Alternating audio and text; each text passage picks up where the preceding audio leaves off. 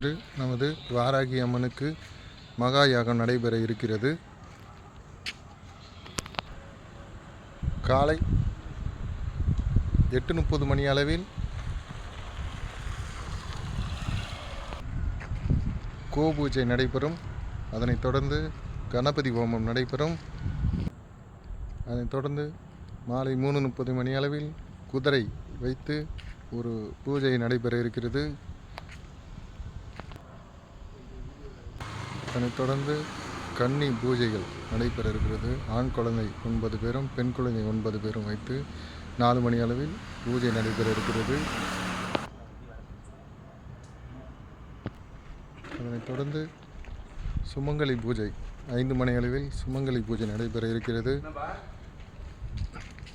6 மணி அளவில் மகா யாகம் நடைபெற இருக்கிறது.